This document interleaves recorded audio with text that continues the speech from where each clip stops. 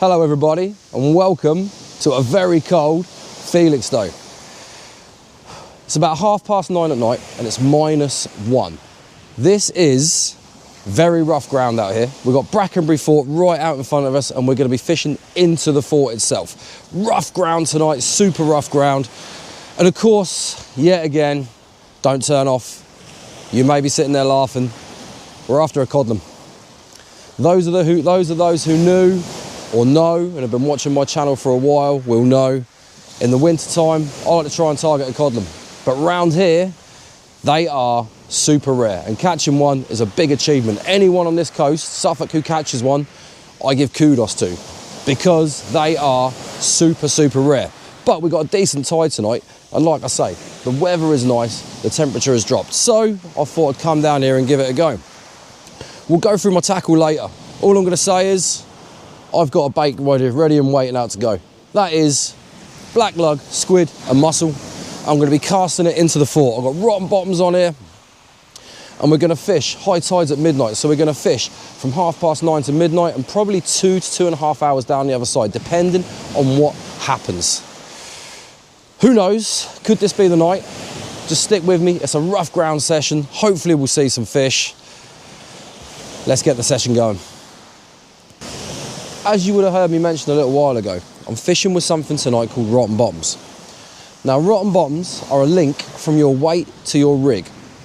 So when you cast it in, I'll show you in a second, you have a breakable link. So if your lead gets snagged in the rough, but you have a fish on your hook, you can snap off that lead. Now I'm using 80-pound braid straight through on there. So the 15-pound rotten bottom I'm using will snap very easily. But this is the rig I'm using tonight. It's your normal pulley pennel. As you can see, the bait on there, I've got squid, black lug and razor. But as you can see on the bottom, the clip, that is the rotten bottom. Now if you can see that, it's a metal clip. And what it does is, it's like a Gemini splashdown in an effect, and the way it works. It hits the water pressure will push this bead up.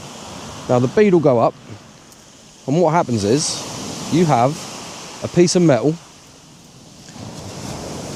that will then come through the lead. The lead then slides off the metal, and as you can see, you then have that link. So your lead is now connected by a 15-pound breaking strain, weak link.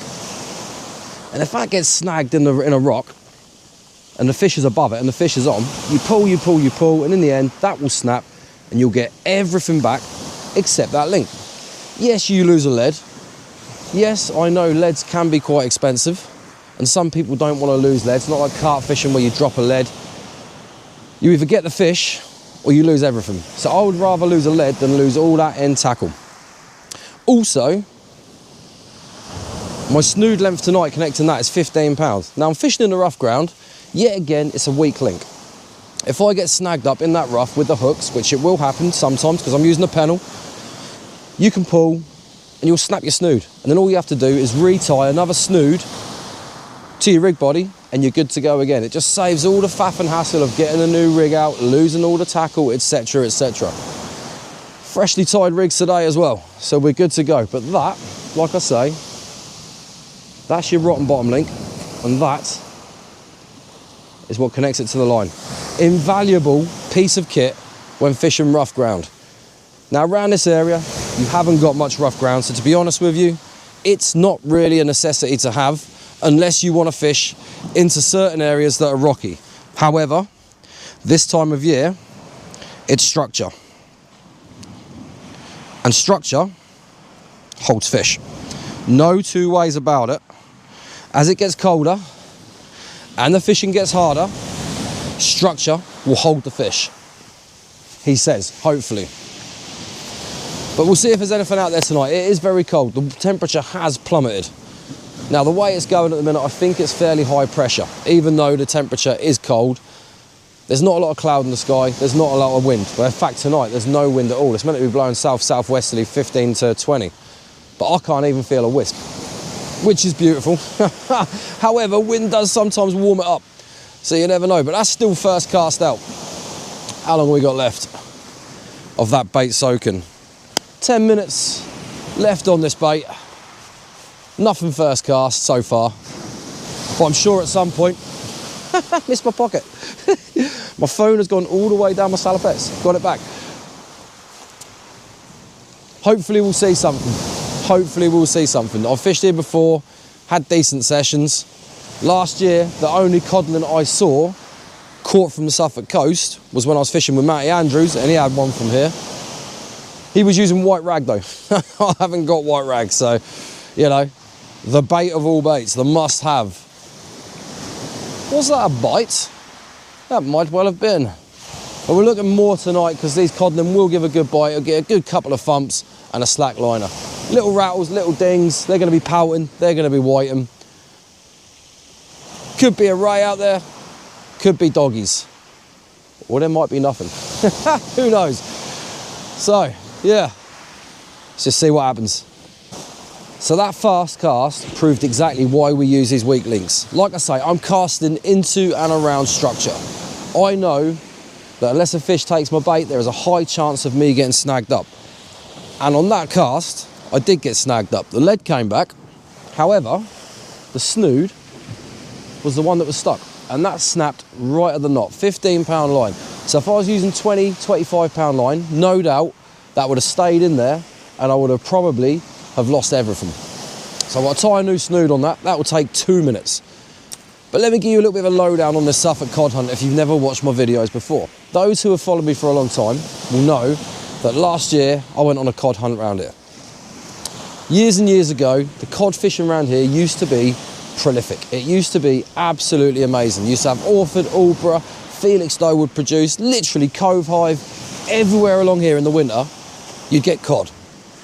Now, due to certain reasons, nobody exactly knows why. A lot of politics involved. Could be trawlers, could be wind farms, could be this, could be that, etc, etc. The codling from here have disappeared in numbers. However, you do get small pockets about, and I give kudos to anybody who catches a codling from the Suffolk coast, be it by luck or be it by targeting them, because they are a species which are very, very hard to snare. I like to target them, even though it's very hard to catch, because even though I might go out and I might blank, I still know I'm fishing in the right spots at the right time where they could well be about. And like I say, this place here, this time of year, it's been calm, high pressure. It should hold them. The structure should hold the codling in there. But we'll see. I'm hoping we get one. You never know. Like I say, it's all in the air at the minute. We've got a few hours to see if we can get one. Don't turn off. Please don't turn off. It is one of them things. Stick with us because it could be a very interesting session, like I say. You may have seen my last video down in the River Deben. That used to be a very good spot for them as well, fishing with Bradley from the Nocturnal Fisherman. At the end of this video, the Nocturnal Fisherman. If you haven't subscribed to him, haven't checked his videos out, go and give him a look. I'm going to be collabing with him quite a lot from now on. He's someone who I fished with. As you'll notice, I fish by myself a lot. And that is because in the past, I used to fish with a lot of people, got burnt in certain ways, not going to go into them.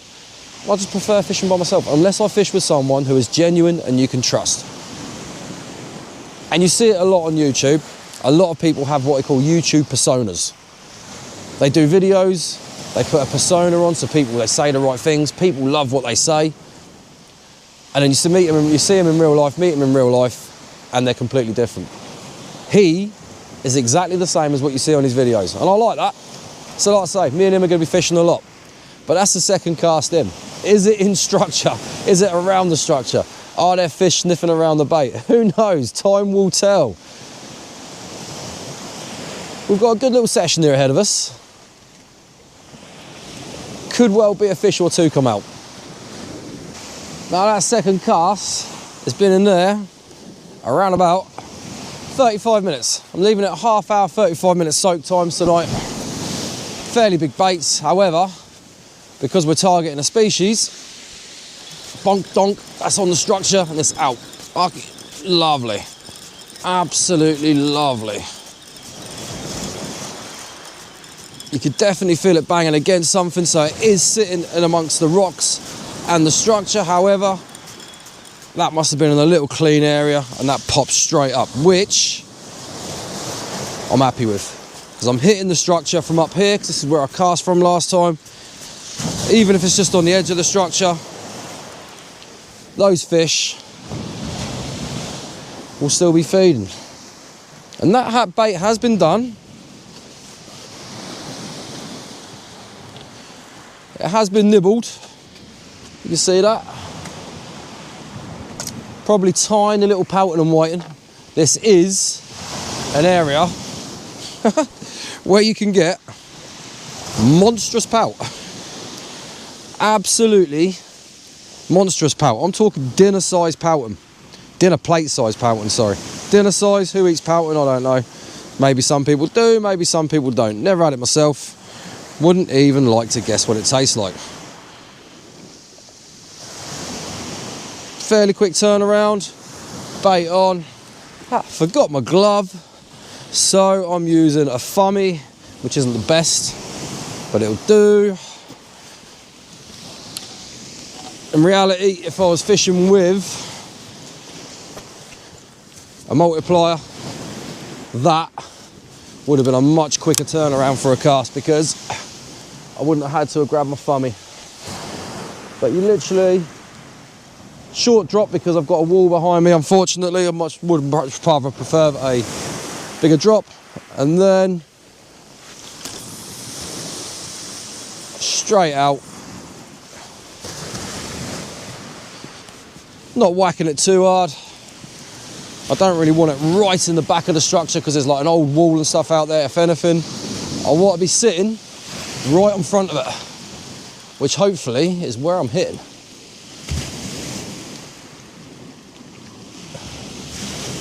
Get that tightened up to it. That's the problem with braid. Tightening up can be a little bit annoying at times, because you've got to get it perfect. It'll come back slowly. Just want a slight bend in that rod tip. So if the rod goes, we see it. And if it slacks, we see it. Fantastic, right. Third cast in. Not a bite so far, but we still got an hour and a half till high. If I remember rightly, last time I was down here, the fish came on the feed just before high. We'll see what happens. Well, what can I say? It's 20 minutes before high tide. Now, I've had a few rattles, I've had a few bangs, not had any positive slack liners, not had anything like that. So there are fish out there, just not the fish we're after. I'm guessing they're tiny little pouting and little whiting. However, if they're there could well be other fish there as well. See if we can get this in. Straight out, no messing around. No snags on that at all. Yet again, when I lifted up, I could feel it hit some rocks or something like that. So it is in the zone. I'm guessing there are going to be fish out there. Like I say, I've seen little bangs, little rattles, just little fish grabbing hold of the bait. But I'm using fairly big baits tonight, so these fish are going to be struggling to get the bait in their mouth if they're very tiny, which obviously they are. But like I say, high tide's in 20 minutes, so that will give us 12 o'clock, and then like I say, see how it goes. Probably fish till about 2:30, 2 hours down maximum. Well, 3 hours down maximum, see how it goes. I'm just going to show you the tackle I'm using tonight, because I haven't actually done that yet. I've got my heavy ground fixed spool rod, Yuki Bosphorus. This is rated up to 10 ounce. Yuki AMG Evo reel. That is loaded up with 80-pound braid straight through. And of course, you know what I'm using on the business end. It is pulley pennel loaded with mussel, blacks and squid. Let's get this bait back out there, see how it goes. Get that tightened up. Another little lob out there, see where we go. Looks like the other angler that was down there has packed up. At the best time. Coming into the ebb is always the best time here. But we'll see. I'm going to cast it a little bit to the left, because when that ebb starts, it's going to pull right to left, or left to right, sorry. So really, cast it a little bit to the left, because I don't know how hard that tide's going to run. It is quite a chunky tide tonight. There is going to be quite a bit of pull on it, so I don't really want to be casting and having it go around the groins, because as you can probably see, I've got groins either side of me, groins to the right, groins to the left, and that normally means if the tide starts running and you're not casting a little bit upside, you start losing tackle because it starts going around the groins. But there we go. Right, get this one tightened up. Come on, come on. Just want a little tiny bit of a bend in the rod tip, as I said before. There we go. No. Braid is so hard sometimes to set. It really is. Right, I'm going to leave that there. Happy days. That rod's out. I'm going to fish it over high, so it'll be 20 minutes now. I'll probably fish it 40 minutes, 20 minutes the other side, because it'll be slack water. There won't be as much run, which means the bait will last a little bit longer. Let's see if we can get something on this ebb. The ebb should produce. Let's see. I don't know what on earth's going on my tip, but it's just sitting there doing that at the minute. Very strange. Hasn't given any real positive bites. However, that's not in line with the tide either. I'm going to reel that in, see what's going on here, because that is pretty strange.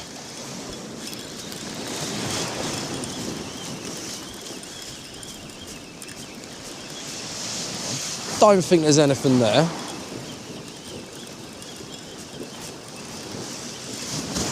Maybe it's the change of the tide that was doing that. I've never seen that tip on this rod do that before, ever. That is very, very weird. Nothing at all. That was very strange, unless there's a bit of weed caught on the tip. Any weed on the line? No, that is very peculiar. Very, very peculiar. How strange. Like I say, it could be the turn of the tide that's doing that. I was literally sitting there, going like that, backwards and forwards, backwards and forwards. It did it for about 2 or 3 minutes. Now, it weren't going with the waves, because the waves you can tell, because every time you hear them break and go, there's a certain amount of gap, but that was just doing it in between the waves. Strange. Right, get another bait out. I'm going to try one a little bit close in for 20 minutes, half an hour, see if there's anything there. And if not, we'll smack another one out. And there we have it, first fish of the night. Microphone's not working. Of course, it's a whiting, very, very close in. At least we're not blanking. Watch that rod tip. I'll just put another bait out close in. Whoa, hello. What are you? That's got to be a pouton. That has got to be a pouton. It goes one more time. There we go.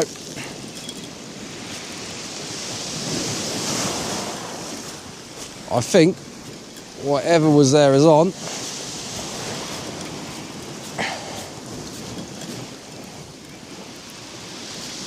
So all the fish are in the groins. I'm saying pouting by the way that bite went. No, it's another whiting. That ebb has literally just turned, and I'm flicking these baits out close in, and another whiting. Ugh. You know what? I'm going to give that another cast close in. Because that, to me, says that when fish are feeding close in, which is strange. Right, get another bait on, get this out close in. I'm just going to give it one more cast, see what I can get, and then we will go back on the cod hunt further out. Since I've started casting this close in, that's 3 casts now. This is the 3rd cast, and I think I've got another little fish on there. It looks like a whiting. So we'll see what happens with this, and then once that's done, I'm going to put another one further out and sit back and wait again. Because there is fish in here, they're congregating inside, there we go, congregating inside these groins, but they're all little. Where are you? Another one on there, I think. So this ebb started, and these fish have all come in and congregated. It's got to be a white, isn't it?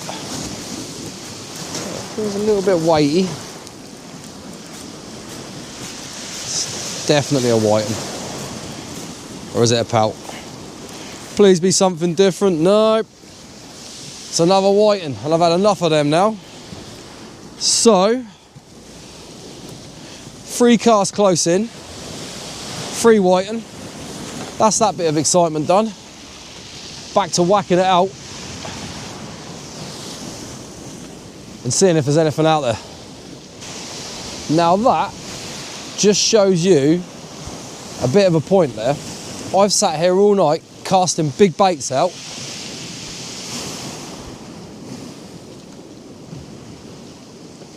I just slackened off a little bit there. I've sat here all night casting big baits out, and I've not had a bite because I'm literally focusing on one thing, hitting it out into that rough stuff, looking for a codling. However, I then do exactly the same, drop it in close, and there's loads of fish close in. Not what we want, but if you want sport, they're there. And that just shows to you that you can be fishing a zone, an area, a peg, whatever you want to call it, and you can be overcasting the fish. Now, I don't want to be catching whiting. I'm not here for whiting, so 3 casts, 3 whiting, done. Seeing if I could get a pout or something like that out from them down there. Nothing else. To me, that is just whiting, whiting and whiting.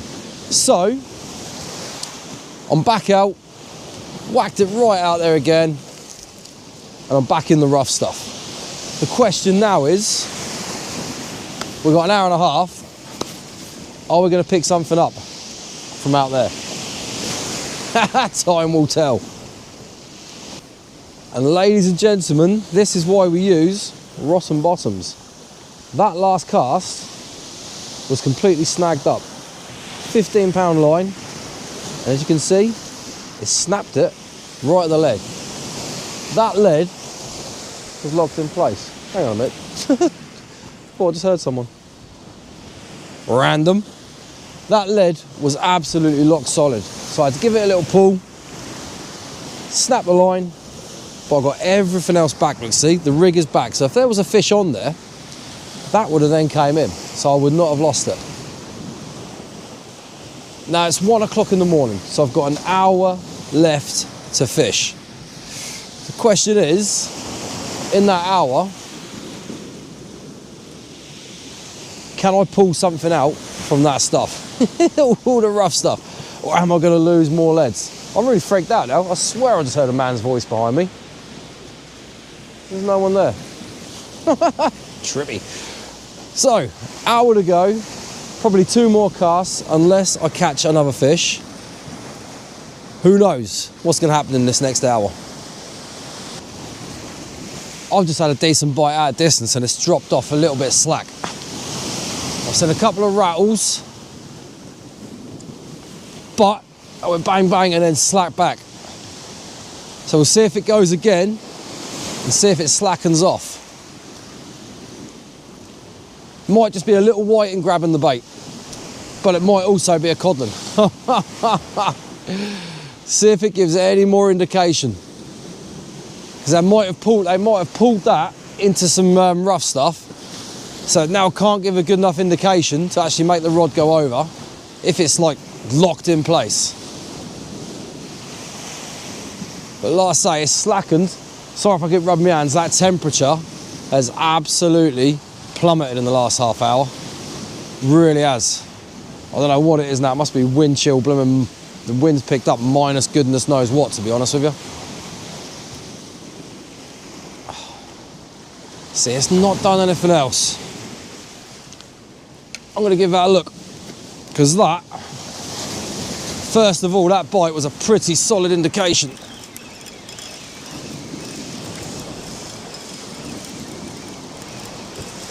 There's something on there. That's heavy. That is probably a big pout, I reckon. God, blimey. What are you? Nope. Or is it? No, it's just popped up on the surface.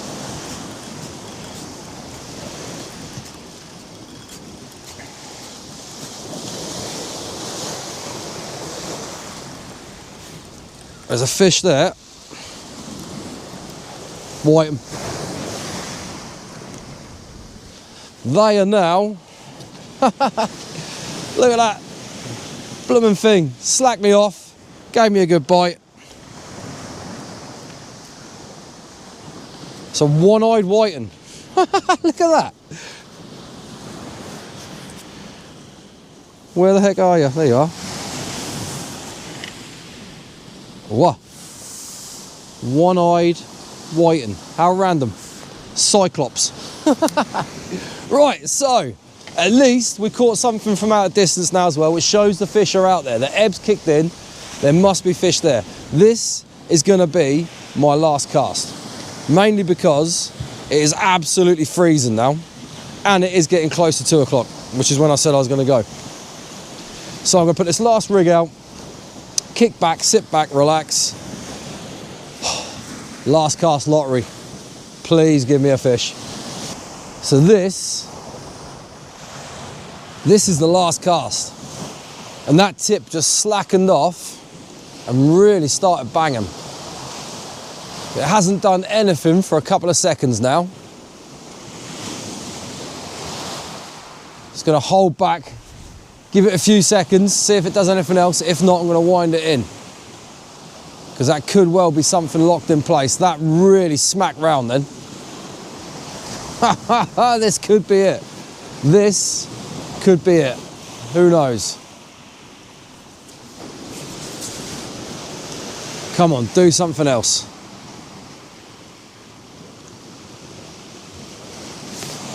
That really bang, bang, bang, bang, and then slack, and then slowly come round again. But it hasn't done much else. Come on. Come on, last cast. Let's see if we can get this fish on the last cast that we want. Do something else.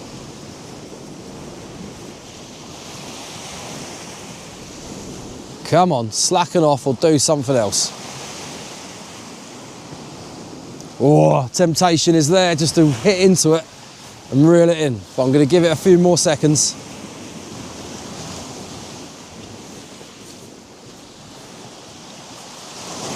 Come on. Do something else.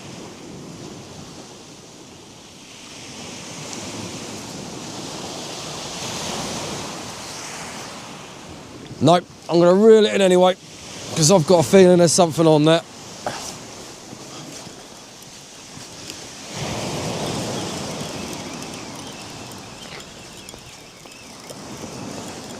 There's something there.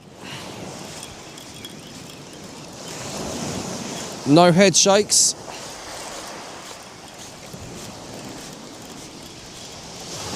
What are you? Can't feel any head banging. There's nothing popped up on the top yet. Come on.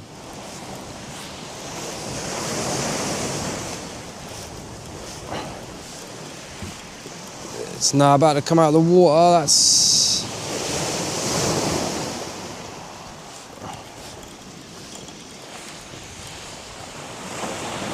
What are you? Ah.